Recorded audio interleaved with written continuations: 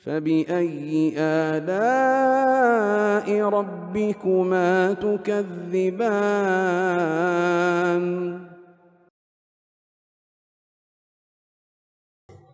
Bagaimana hukumnya seseorang yang mengambil sebuah tindakan atau amalan dari hasil jawaban seorang ustadz, dari sebuah pertanyaan yang dia tanyakan kepada ustadz tersebut, sedang dia tidak tahu apakah itu benar-benar bermuara dari Al-Quran dan Sunnah?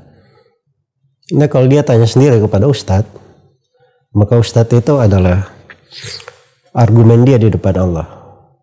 Ya, kalau yang bertanya orang awam, ya, bertanya orang awam, tidak punya ilmu, dia tanya kepada seorang ustadz. Tapi disyaratkan ustadz ini, dia tahu ustadz ini punya ilmu. Nah, begitu dia diberi jawaban, dia amalkan jawaban itu, yang bertanggung jawab di depan Allah si ustadz tersebut. Itu hujjah dia. Tapi kalau dia misalnya seorang penuntut ilmu, dia bertanya, ada hal yang aneh, maka dia bisa untuk menanyakan ke ustadz lain misalnya, atau tempat lain kalau ada hal yang agak aneh di dirinya. Jadi begitu cara ininya. Sepanjang dia sudah tanya kepada seorang ustadz dan dia tahu ini ustadz berilmu, maka itu nggak ada masalah. Tapi kalau dia nanya ke siapa saja dia tanya, bukan ustadz pun dia tanya, itu tetap akan bermasalah, sebab dia tidak bertanya pada tempatnya. Bertanya itu Allah perintah, fasalu ahla dzikri in kuntum la ta'lamun. Bertanyalah kepada ahlu dzikir, kepada orang yang berilmu kalau kalian tidak tahu. Itu tempat bertanya. Bukan bertanya di siapa aja di internet.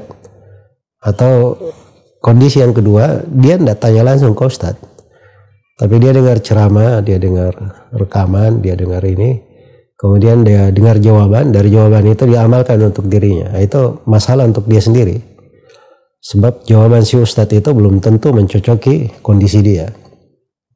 Makanya tanya langsung ke ustadz, ustadznya akan melihat nanti. Ustadz itu seperti dokter.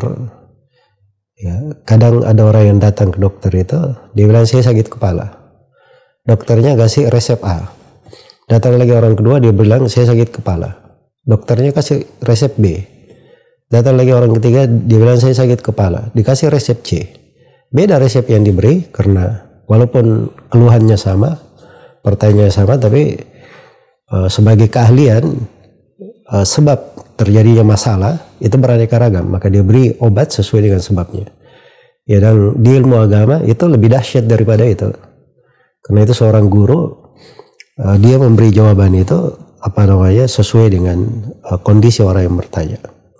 Karena itu pernah datang kepada Nabi Shallallahu Alaihi Wasallam orang yang bertanya tentang hukum mencium istri pada saat puasa. Nabi beri keringanan. Datang lagi orang yang kedua bertanya hukum orang yang mencium istri pada saat berpuasa. Nabi melarangnya. Pertanyaannya sama tapi jawaban Nabi beda.